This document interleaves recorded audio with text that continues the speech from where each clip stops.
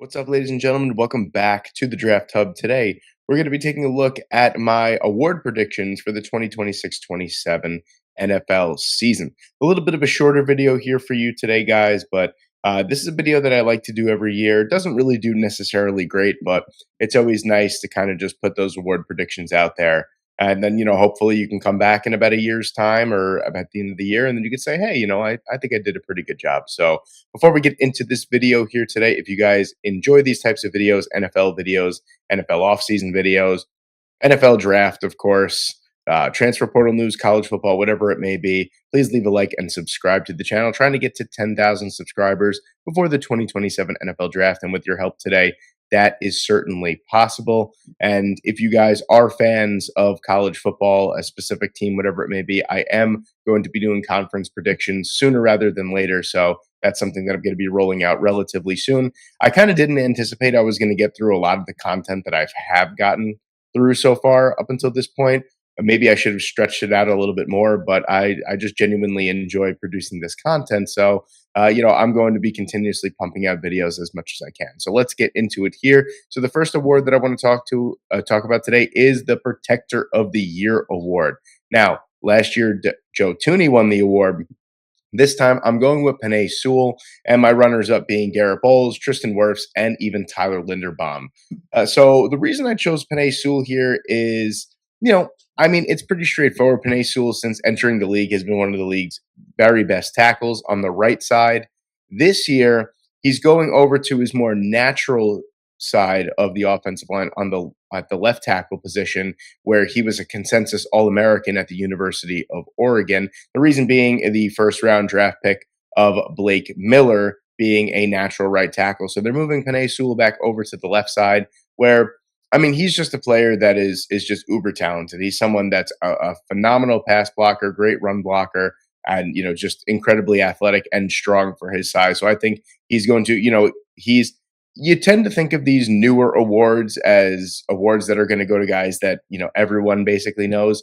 And Penei Sewell is going to be someone that if he doesn't win it this upcoming year, he's going to win it sooner rather than later. He's just an exceptional overall player. Garrett Bowles actually had one of the better seasons we've ever seen from a tackle last year. So he's another strong candidate. Same with Tristan Wirfs, just being, so versatile, playing the left side, playing the right side, so athletic and strong for his size.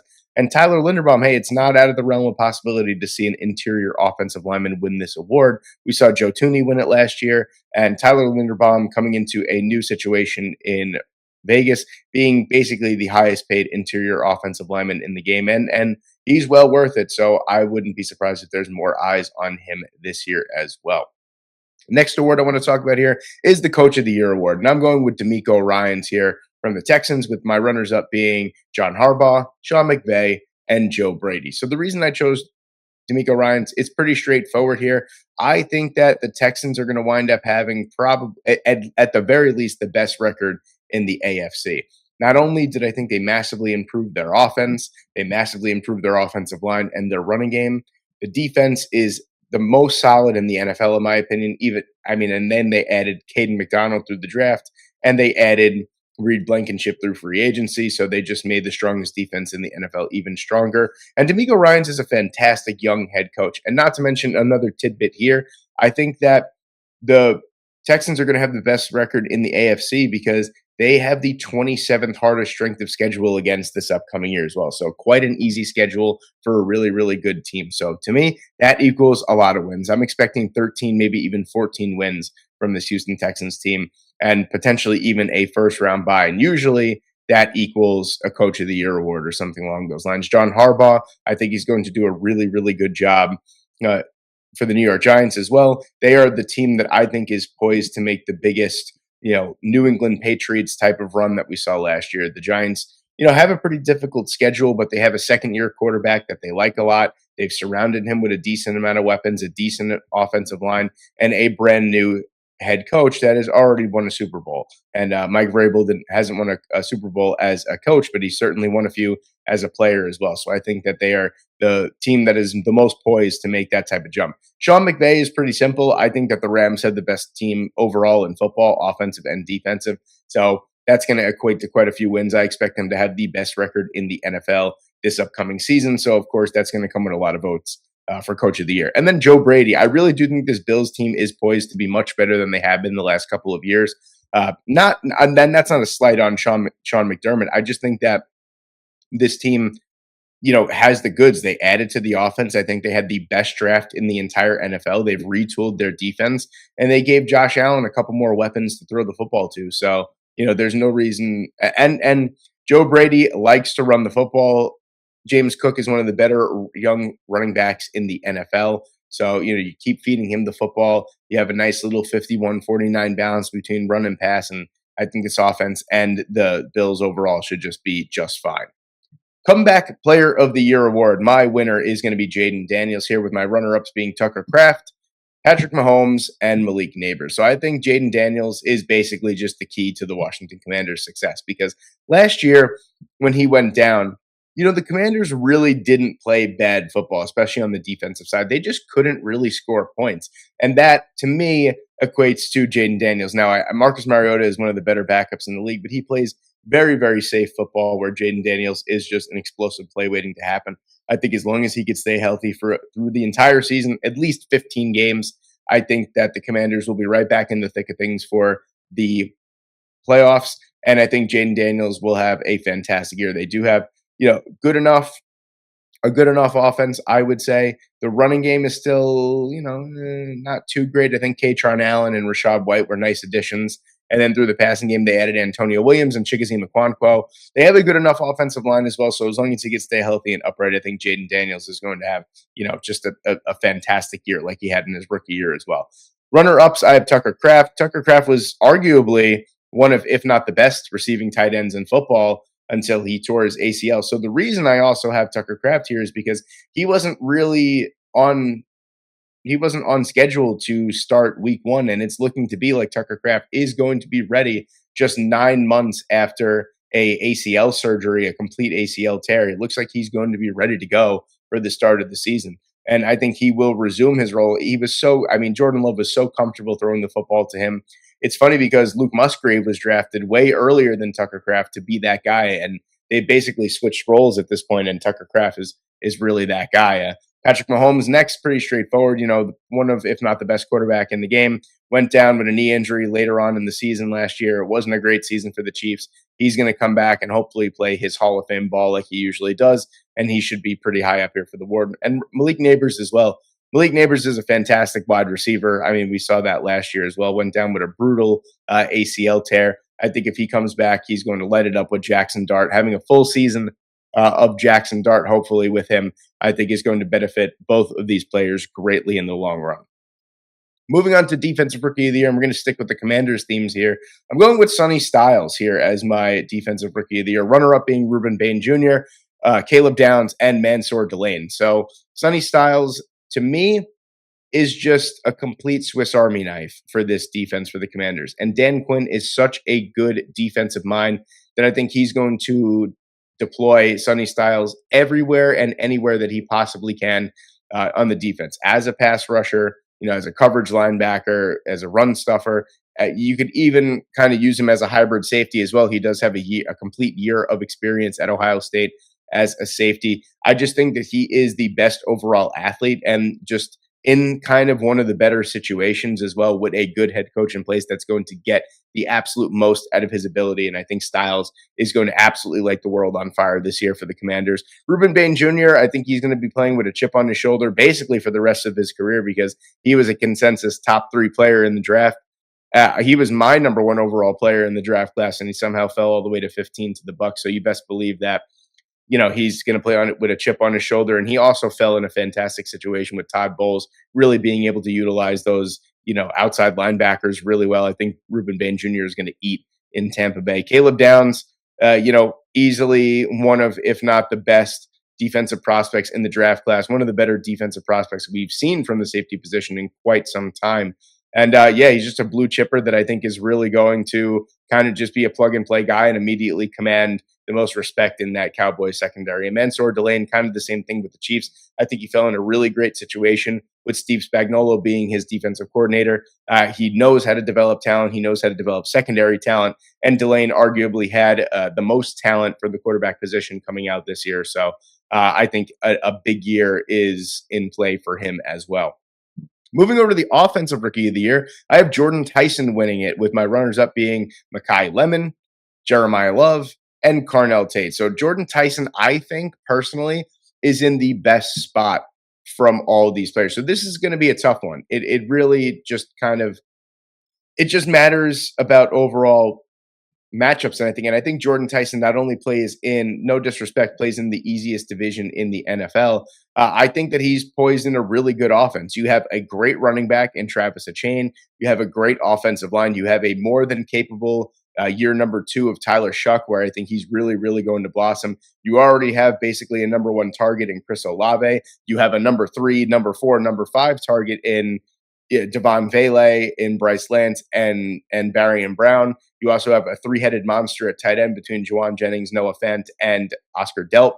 I really do think it's going to open up a lot of one-on-one situations on the outside for Jordan Tyson. And as long as he's able to stay healthy, I think that this is a rookie that's easily going to go for 1,100, 1,200 yards in his rookie season in a really nice passing offense with Kellen Moore at the helm. That's just me. I could see it going a lot of different ways. Makai Lemon, I think, is going to easily command wide receiver 1 targets in this Philadelphia Eagles offense. It looks like it's going to be much more wide open now without A.J. Brown, with Dontavion Wicks, Hollywood Brown, Eli Stowers, Devonta Smith. I think they have a lot of mouths to feed, but I think it's going to be a difficult offense to cover. Jeremiah Love, I think, is just going to get an absolute buttload of touches for the Arizona Cardinals. I think that's another reason why he's going to be high up there, and he's just a phenomenal player overall. And then Carnell Tate, I think, is going to develop a really, really nice rapport with Cam Ward. And I think maybe he kind of starts off his career a little cold. Maybe they try and figure it out, and then maybe the last 10, 9, or 8 games of the season, I think they finally are able to kind of click and get on the right page and just really, really play very well together. Moving over to the defensive player of the year, I have Will Anderson Jr. as the winner, with the runners up being Myles Garrett, Aiden Hutchinson, and Nick Benito. So Will Anderson Jr. to me, if Myles Garrett didn't break the sack record last year, I thought Will Anderson Jr. had a legitimate chance at winning the defensive player of the year. I don't think they're going to let it slide this year. I think Will Anderson Jr. has been playing defensive player of the year defense for the last couple of seasons now. Last year, he was absolutely exceptional. This year, he has Sheldon Rankins and Caden McDonald on the interior, and he still has Danielle Hunter, on the opposite side of him. It's going to create a ton of one-on-one chances for him. And not only is he a phenomenal pass rusher, he's an amazing run defender as well. And he just creates so much havoc in not only the passing game, but in the run game as well. And I think he's absolutely going to explode this year and ascend into that true first team all pro talent that we all know that he is and probably deserves. Myles Garrett is my runner up. That's pretty straightforward. For as long as he is in the NFL, he's probably going to be a defensive player of the year candidate. Aiden Hutchinson, another year healthy off of his injury. I think Hutchinson is going to ball out, especially with, what the heck is his name? Derek Moore on the other side of the formation. I think it's going to create a lot of one-on-one chances as well for Aiden Hutchinson. And Nick Benito is a player over the last couple of seasons that has been absolutely exceptional for the Denver Broncos that I feel like hasn't gotten talked about enough. And Benito is a player that I think is going to continuously be in that defensive player of the year discussions for the next, 3 to 5 years. Moving on to the offensive player of the year here, I have Jahmyr Gibbs winning, with my runners up being Bijan Robinson, Jamar Chase, and Jackson Smith-Njigba. So Jahmyr Gibbs, I think this is pretty straightforward. He is a player that gets a tremendous amount of touches for the Detroit Lions. Really his usage was quite funny last year, because he would have one amazing game, then he'd have a bad game. Then he'd have an amazing game, then he'd have a bad game. It was really, really funny how it kind of averaged out to like every other week. Jahmyr Gibbs was amazing and did so well with his touches. But I think now that David Montgomery is out of town, I don't really think Isaiah Pacheco is a player that I'm going to give the same amount of touches to that I gave to David Montgomery. I think Jahmyr Gibbs is going to command like a Christian McCaffrey type of workload in this offense. They haven't given him the reins totally the first couple of years of his career, but this year I think they officially handed the keys to the offense over to him, and I think he's going to absolutely eat. I'm talking about 2,000 plus scrimmage yards, 20 total touchdowns, all that kind of good stuff for the Detroit Lions. Bijan Robinson, pretty straightforward, kind of the same sentiment with Jahmyr Gibbs, but I think Gibbs is just a little bit more of the explosive out of the two. Jamar Chase, I think as long as Joe Burrow stays healthy, he's going to be a player that gets close to that 17, 1800 receiving yard, 15 touchdown mark. And then Jackson Smith-Njigba, just kind of building off of an offensive player of the year season last year. I think he's going to eat. He's going to continuously eat and kind of solidify himself as a top 3 to 5 wide receiver in the NFL. And then finally, I have the MVP. And my MVP this year is going to be Drake May, with my runners up being Matthew Stafford, Josh Allen, and maybe a surprise, but I have Dak Prescott. So talking about Drake May, this is pretty straightforward for me. He played MVP level football last year. A lot of people still argue that he should have won the MVP. I am not one of those. I think that the absolute right decision was made with Matthew Stafford. But I think Drake May not only got a better offensive line and got an extra year of experience under his belt, but he also got Romeo Doubs, and he has AJ Brown in his offense now to go along with Kayshon Boutte as well, Hunter Henry. This is a really Kyle Williams. This is a very, very good offense. And Drake May did a lot with a few bad players last year. And I think with putting, an alpha number 1 wide receiver like AJ Brown in his lap, I mean, I would have to think that would only make him better. And if you're building off of an MVP campaign and you're doing better, then you probably should win the MVP. Runners up, like I said, Matthew Stafford. I think as long as he plays in a Sean McVay offense and they allow him to sling the ball as much as he does, I think, he's just obviously going to be an MVP candidate from here on out for the rest of his career. Josh Allen, similar sentiment. I think that with an improved offense and Joe Brady at the helm, I think he's going to get back to his absolute best and turn the ball over slightly less. And I think Dak Prescott really is poised to be a fantastic player this year. I think that the starting 3 wide receivers of CeeDee Lamb, George Pickens, and Ryan Flournoy is an excellent trio to work with. Jake Ferguson is great. Even back to Luke Schoonmaker and Brevin Spanford, those are really good backup tight ends. Javonte Williams, Jaden Blue, a good enough offensive line, arguably a top 12 offensive line. I think Prescott, as long as everyone on the Dallas offense can stay healthy, I think he's probably going to put up close to 40 touchdowns and probably 4,500 passing yards as well. And there you have it, ladies and gentlemen. There are my award winner, my 2026-27 NFL award predictions. Let me know what you guys think in the comments section below. Thank you all so much for watching today. I hope you enjoyed, and I hope I see you in the next one.